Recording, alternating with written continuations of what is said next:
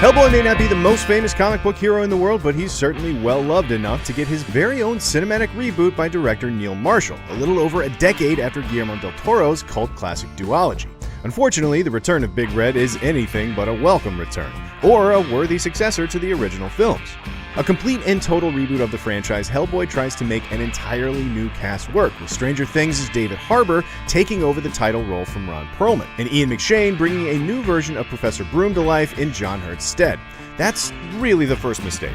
Harbour and McShane lack any sort of real chemistry with one another, which repeatedly fumbles the father and son dynamic that is supposed to carry both Broom and Hellboy through their respective arcs. McShane spends the bulk of his screen time providing info dump exposition while Harbour rolls his eyes as best he can under all the makeup, which maybe could have worked if we were given any indication that their relationship had ever been anything but rocky.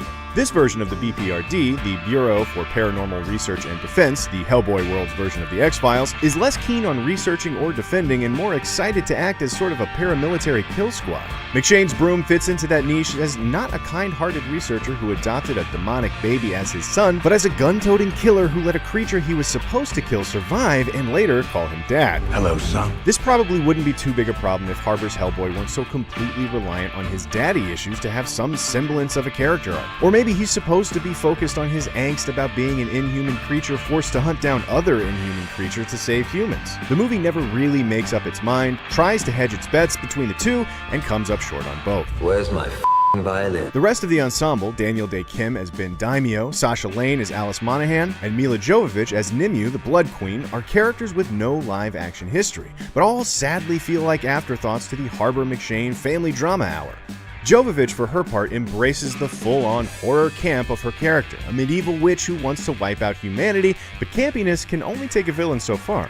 The story itself tries to be much more faithful to the Hellboy comics than the Del Toro duology, but suffers from a completely unfocused series of intertwining plots. Sure, they're all plots that Hellboy readers will likely recognize, at least in part, but the finished product feels a bit like comic book salad. Various ideas and concepts from the books cut out and pasted together ransom note style. Add to the clutter of the plot some truly embarrassing CGI, and you've got a real recipe for disaster. There's really no other way to say it. The movie looks cheap. Sometimes there's the sense that cheap is what it was going for. There's a certain sort of Army of Darkness flavored B-movie sensibility to a handful of scenes, but the gags and the jokes never land well enough to actually sell the self-awareness. I'm on your side! Sorry! At the end of the day, there are a couple of charming moments and clever ideas that keep Hellboy from being a complete wash. A handful of the creature designs, for all their sloppy CGI, are genuinely pretty neat, and one or two of the paranormal powers showcased are pretty interesting in concept. But why spend the money and take the time when you do much better to just watch the Del Toro versions again from the comfort of your living room?